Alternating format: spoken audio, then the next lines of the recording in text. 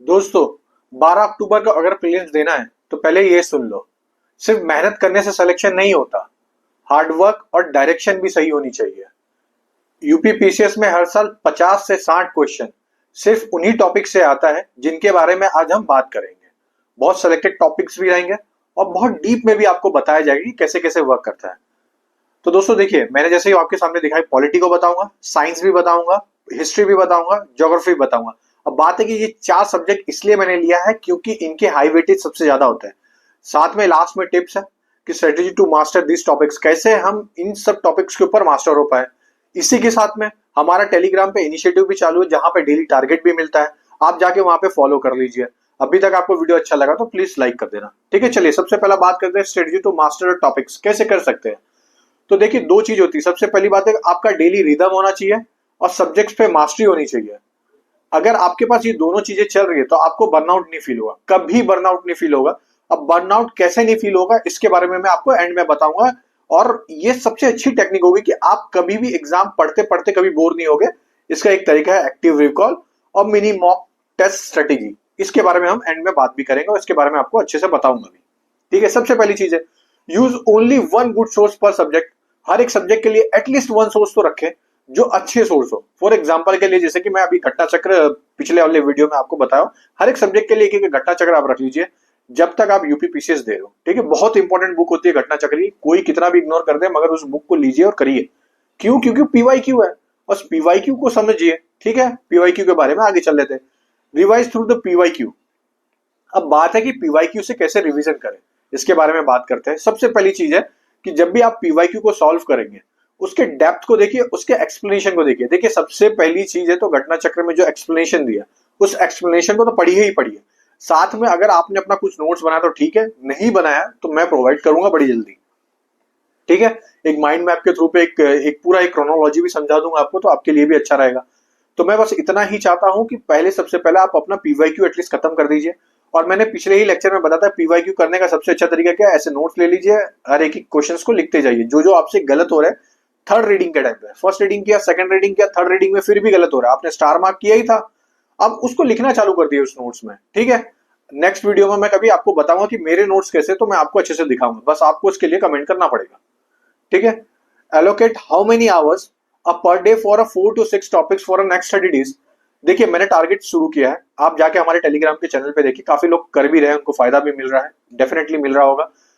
वहां पे आरओ और यूपीपीसीएस और साथ में बीपीएससी, इन तीनों के लिए एक टारगेट डेली शेड्यूल रखा जाता है। कल आपको पूरा, कल एंशिएंट हिस्ट्री खत्म हो जाएगी, फिर उसके बाद मैं उसका रिवीजन करवा दूंगा। रिवीजन एक एमसीक्यू के फॉर्म में मिल जाएगा आपको, लाइव टेस्ट होगा, जिन जो अच्छा परफॉर्म करेगा उनकी रैंकिंग आएगी उसमें। ठीक है, तो इस तरीके से हम करवाएंगे। अब बात है कितना घंटा पढ़े, भाई अब जितना टाइम है उतना घंटा पढ़ो, 1 घंटे से क्या होता है। कुछ लोग जो वर्किंग कर रहे होंगे उनके लिए बहुत कम टाइम होगा, तो मॉर्निंग और नाइट में अपना देखें। जो वर्किंग नहीं करा तो पूरा टाइम कम से कम इसको दे ही दे। ठीक है, तो अब से 4 महीने सिर्फ आपको रगड़ के पढ़ने हैं।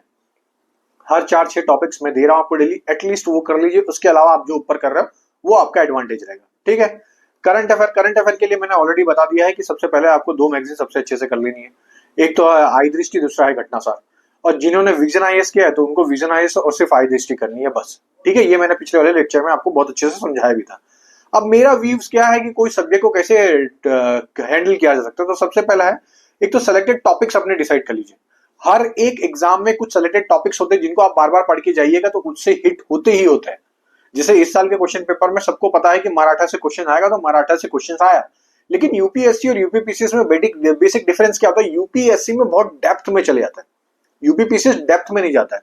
जैसे कि मराठा से क्वेश्चन आया था तो उनकी उनकी जो क्रोनोलॉजी थी वो पूछ ली थी कि फर्स्ट किंग कौन था, वाजीराम कब आए, सॉरी वाजीराव कब आए, फिर बालाजी राव कब आए, बाजी, ऐसे ऐसे करके स्टेटस करके पूछ लिया गया था।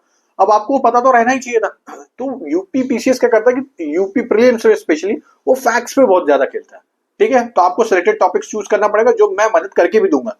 लेकिन स्टिल मैं बोल रहा, खुद की मेहनत करोगे तो ही फायदा मिलेगा।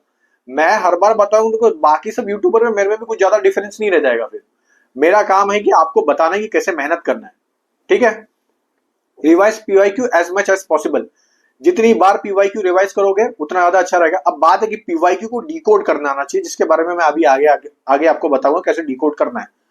मॉक टेस्ट दीजिए, आइडेंटिफाइड टॉपिक्स थ्रू एनालिसिस। हर एक इंस्टीट्यूट वाले, अभी हम हमारी तरफ से भी आपको कल मॉक टेस्ट मिल जाएगा, उसमें हमने बताया भी है अच्छे से आपको कि कैसे आपको मॉक टेस्ट एनालिसिस करने वाली है, शायद से आज शाम तक आपको मिल जाए। मॉक टेस्ट कैसे एनालाइज करना है ये भी मैं आपको बताऊंगा, खुद लाइव टेस्ट लेते समय मैं आपको समझाऊंगा भी, ठीक है। चलिए, अब सबसे पहली बात है कि subject wise most scoring subject topics कौन कौन से। देखिए, पॉलिटी में सबसे पहला क्या हो जाएगा, फंडामेंटल राइट है, डीपीएसपी है, फंडामेंटल ड्यूटीज है, प्रीएम्बल है, इतना कर लीजिए। प्रेसिडेंट है, गवर्नर है, वाइस प्रेसिडेंट है, काउंसिल ऑफ मिनिस्टर है, पार्लियामेंट है, स्टेट लेजिस्लेचर है, पंचायती राज है, कॉन्स्टिट्यूएंट असेंबली है, कॉन्स्टिट्यूशनल डेवलपमेंट है, स्टेट एंड यूटीज है, अटॉर्नी जनरल है, एडवोकेट जनरल है, कॉन्स्टिट्यूशनल अमेंडमेंट है, अनकॉन्स्टिट्यूशनल नॉन कॉन्स्टिट्यूशनल अमेंडमेंट है।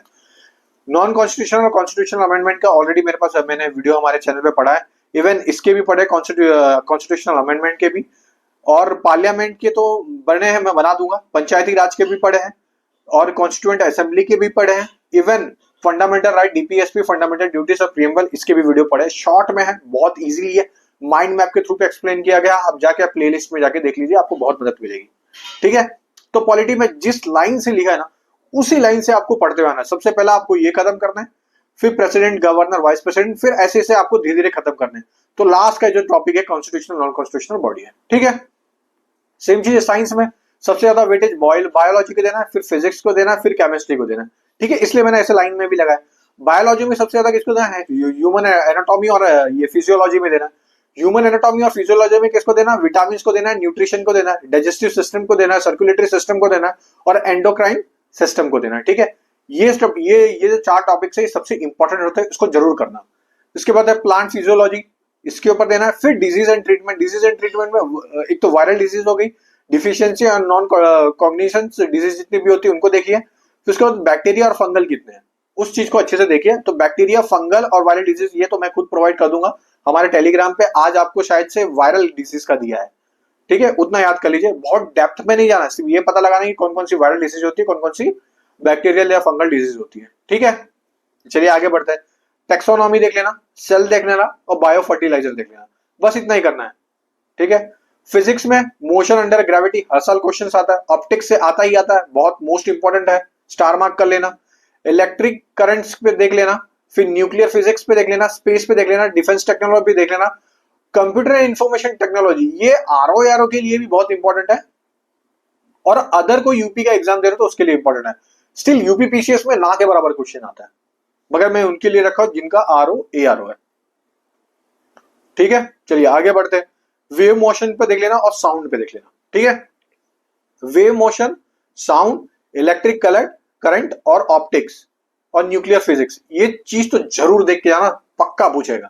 डिफेंस टेक्नोलॉजी तो इंपॉर्टेंट है आज के हिसाब से, क्योंकि ब्रह्मोस के ऊपर से बहुत अच्छा न्यूज भी चला और इंडिया पाकिस्तान में वॉर हुआ तो उसका खुद का एक सिग्निफिकेंस भी रहा है, ठीक है। इसके साथ में केमिस्ट्री में क्या देना है, एटॉमिक स्ट्रक्चर देख लीजिए। फिजिकल और केमिकल चेंजेस जो जो होती है, जैसे दूध से दही, दही से दूध, सॉरी दही से दूध हो गया, फिर कोई मोमबत्ती पिघलती तो केमिकल चेंज है कि फिजिकल चेंज है, ये सब चीजें आप देखिए, क्योंकि यही सब चीजें पूछता भी एग्जाम में कि ऑस्मोसिस जो होता है ककड़ी में वो कैसे होता है, क्या वो फिजिकल चेंज है कि केमिकल चेंज है जो पानी निकल रहा है, तो वगैरह वगैरह ऐसी छोटी छोटी चीजें ही पूछता है। ऑर्गेनिक केमिस्ट्री देख लेना अच्छे से, और नॉन ऑर्गेनिक केमिस्ट्री देखे अपने हिसाब से देखना, मैं वो बता रहा हूँ जो सबसे ज्यादा इंपॉर्टेंट है। ऑर्गेनिक केमिस्ट्री, नॉन मेटल देख के जाना, food preservation and nutrition medicine.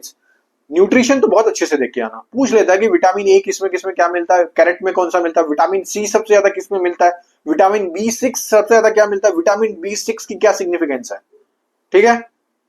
Same ऐसे ही क्वेश्चन आता है, आपको शॉर्ट नोट्स मिलता रहेगा। अब हिस्ट्री पे आते हैं। हिस्ट्री में एंशिएंट है, मॉडर्न है, मिडिवल है, एज इट इज पढ़ना है। एंशिएंट में आईबीसी पढ़ लीजिए, वैदिक एज पढ़ लीजिए, बुद्धिस्ट एंड जैनिज्म पढ़ लीजिए, 6 बीसीई को पढ़ लीजिए, जिसमें हमारे 14 महाजनपदास थे, तो महाजनपदास के बारे में पढ़ लीजिए अच्छे से। ग्रीक इन्वेजन और मौर्यन पीरियड्स के बारे में पढ़ लीजिए, पोस्ट मौर्य क्या था, साउथ इंडिया क्या था, और यहाँ पे लिखा नहीं हूं मैंने, गुप्ता पीरियड के बारे में पढ़ लीजिए, ठीक है। बहुत इंपॉर्टेंट है गुप्ता पीरियड, स्पेशली इनकी एडमिनिस्ट्रेटिव लेवल पे, ओके।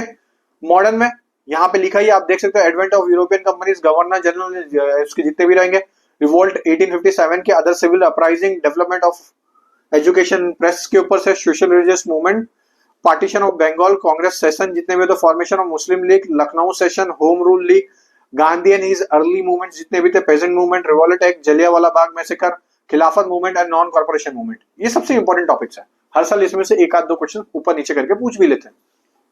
सेम चीज है मिडिल में, दिल्ली सल्तनत एडमिनिस्ट्रेशन से देखना है, आर्ट एंड आर्किटेक्चर देखना है, लिटरेचर देखना है, भक्ति एंड सूफी मूवमेंट देखना है, मुगल एडमिनिस्ट्रेशन देखना है और सिख संघ देखना है। ठीक है दोस्तों, अभी तक अगर आपने इस वीडियो को देखा है तो प्लीज लाइक शेयर और सब्सक्राइब जरूर करना। दोस्तों सब्सक्राइब जरूर करिए, ठीक है, बहुत मदद मिलती है और बहुत अच्छा भी लगता है। चलिए ज्योग्राफी के ऊपर चलते हैं। ज्योग्राफी में देखिए, इंडियन ज्योग्राफी में सबसे पहले आपको फिजिकल ज्योग्राफी सबसे अच्छे से पढ़नी है। ज्यादा क्वेश्चन फिजिकल ज्योग्राफी से आता है, फिर उसके बाद क्लाइमेट से आता है। क्लाइमेट से हार्डली क्वेश्चन आते हैं, मगर फिजिकल ज्योग्राफी से बहुत अच्छे ज्यादा आता है कि गंगा की राइट बैंक ट्रिब्यूटरीज कौन सी है, गोदावरी की कौन सी है, गोदावरी कहाँ से फ्लो होती है, कौन से माउंटेन से फ्लो होती है, ऐसा करके पूछ लेता है। वर्ल्ड ज्योग्राफी में अर्थ वाला पोर्शन है, ये देखिए मैंने घटना चक्र का आपके सामने, इसमें मैंने टिक मार्क किया है।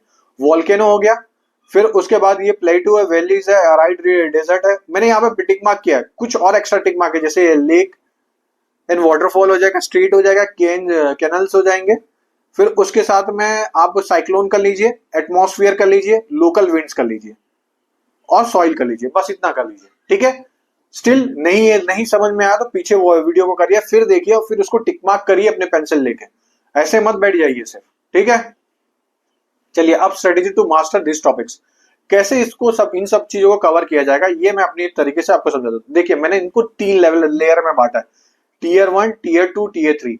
अब टीयर 1 में high frequency high confidence topics आते हैं, जैसे फॉर एग्जाम्पल जैसे आपको पता है कि फंडामेंटल राइट्स के आर्टिकल्स पूछ सकते हैं, तो आर्टिकल्स को याद कर लीजिए। फंडामेंटल ड्यूटीज के आर्टिकल पूछ सकते हैं और डीपीएसपी के आर्टिकल्स पूछ सकते हैं, तो डायरेक्ट पूछा जा सकता है, तो उसको भी याद कर लीजिए। सबसे ज्यादा जरूरी है, हर साल एक आध दो क्वेश्चन आता है, तो आपने टीयर 1 में ऐसी चीजें। ज्योग्राफी में सेम चीज है, ज्योग्राफी में जैसे कौन से रिवर के कौन से सिटी है, कौन सा नेशनल पार्क कहाँ पे है, कौन से कंट्री से कौन कौन से ओशन से टच है, कौन कौन से कंट्री, ऐसे करके क्वेश्चन आता है, तो ये हाई फ्रीक्वेंसी हो गई। दूसरा आता है मीडियम फ्रीक्वेंसी, दो पेरीफेरी एरिया कवर करता है, जैसे क्लाइमेट हो गया, क्लाइमेट एक पेरीफेरी एरिया कवर करा है। जैसे प्रेसिडेंट के कुछ अंदर के पोर्शंस हो गए कि पार्डन के ऊपर से पूछ लिया, कभी किसी और के ऊपर से पूछ लिया, तो फिक्स नहीं है। कभी कभार कॉन्स्टिट्यूशनल नॉन कॉन्स्टिट्यूशनल से पूछ लिया और कभी कभार स्टैट्यूटरी एक्ट से पूछ लेता है, तो ये क्या हो गया, मीडियम फ्रीक्वेंसी है, कि मतलब ये करंट अफेयर पे ज्यादा डिपेंड रहता है। लो वेटेज और डायनामिक्स, देखिए अब लो वेटेज भी रहता है, उसका डायनामिक भी ज्यादा रहता है, जैसे इन्वायरमेंट लो वेटेज है, डायनामिक भी है, मगर इकोनॉमिक्स लो वेटेज है न डायनामिक भी है, लेकिन स्टिल इन्वायरमेंट से क्वेश्चंस पूछने लग गए हैं ज्यादा, तो इन्वायरमेंट से ज्यादा हार्ड क्वेश्चन नहीं आता। घटना चक्र बहुत छोटी सी बुक थी, तो मैं बोला उसके अंदर कोई इंपॉर्टेंट टॉपिक्स नहीं, सब पढ़ डाल, मुश्किल से 2 या 3 दिन लगेगा, आराम से हो जाएगा। सेम चीज है अपना सॉरी ये इकोनॉमिक्स, ठीक है, इकोनॉमिक्स में भी सेम चीज। क्या करना है आपको, जाइए घटना चक्र उठाइए, सिर्फ कुछ सेलेक्टेड टॉपिक्स है, नेशनल इनकम्स हो गए, फिर पॉपुलेशन सेंसस के ऊपर से थोड़े थोड़े 2-3 चैप्टर्स है, फिर इकोनॉमिक डेवलपमेंट के ऊपर से चैप्टर है, प्लानिंग कमीशन के ऊपर से, ये सब आप देख लीजिए, जिसके बारे में मैं आपको वीडियो बना के दे दूंगा इकोनॉमिक्स के ऊपर, आप थोड़ा भी दिक्कत मत सोचिएगा, हो जाएगा। ठीक है, तो आपने टीयर 3 में ऐसे सब्जेक्ट को रखा है, समझ गए। अब 1 पेज 1 टॉपिक रूल क्या और पैसिव रिवीजन कैसे करना है। ठीक है, सबसे पहली बात है, आपने कोई एक चैप्टर पढ़ा, आपने अच्छे से कर लिया, 2 बार में 3 बार में अच्छे से कर लिया, अब जैसे फिर से आप उस चैप्टर को उठा रहे हो ना, तो उसके साथ में अपने A4 का शीट ले लीजिए, बैठिए और उसके अंदर लिखना चालू कर दीजिए, अच्छे से लिखना चालू कर दीजिए, शॉर्ट आंसर लिखना चालू कर दीजिए, और वो एक पेज तैयार हो गया आपको। फिर आपको जाके रात में सोने से पहले उसको रिवाइज कर लेना, बस इतना करना है, आपका एग्जाम आराम से लिख लेगा, प्री तो आराम से लिखा जाएगा।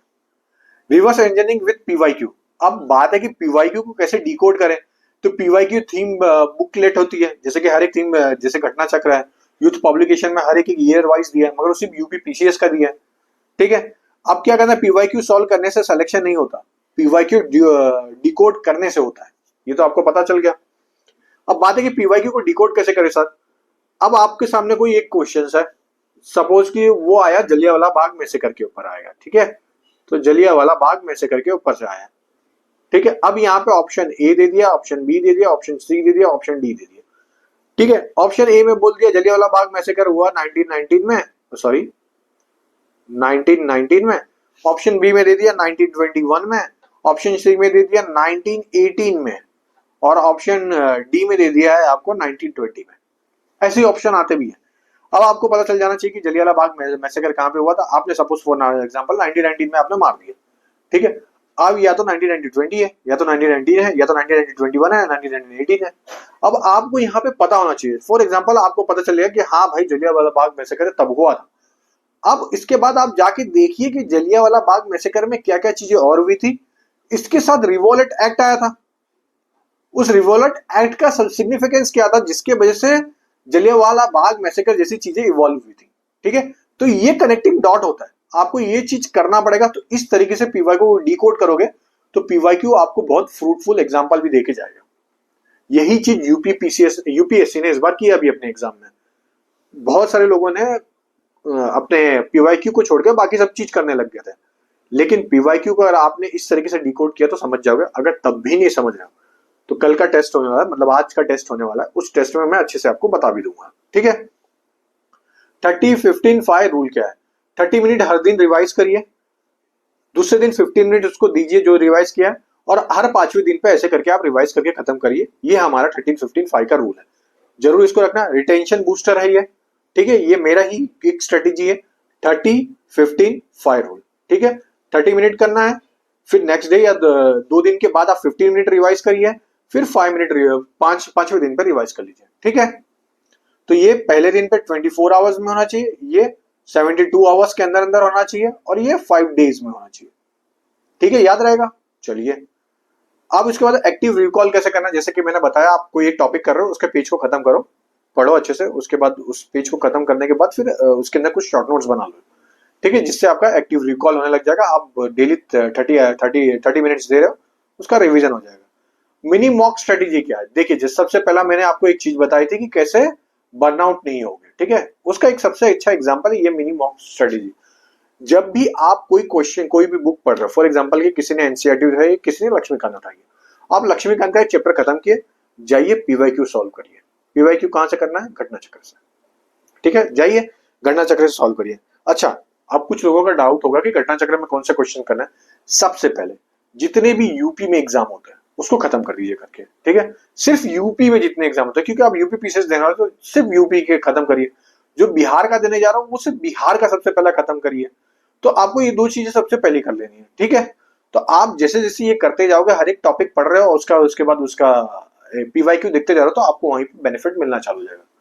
ठीक है दोस्तों, तो आज की इस वीडियो में मेरा जो सबसे बड़ा टारगेट था कि आपको एक इंपॉर्टेंट टॉपिक्स बताना, एक ओवरव्यू देना कि यूपी पीसीएस कैसे प्रीलिम्स में एग्जाम में पूछता है। ठीक है दोस्तों, अगर आपको लगता है और भी किसी के ऊपर वीडियो बनाना चाहिए तो प्लीज हमें बताना, तो हम इसके ऊपर काम करेंगे। ओके, तो चलिए दोस्तों, जय हिंद। अगर वीडियो अच्छा लगा तो सब्सक्राइब जरूर करना। ठीक है, चलिए, जय हिंद दोस्तों।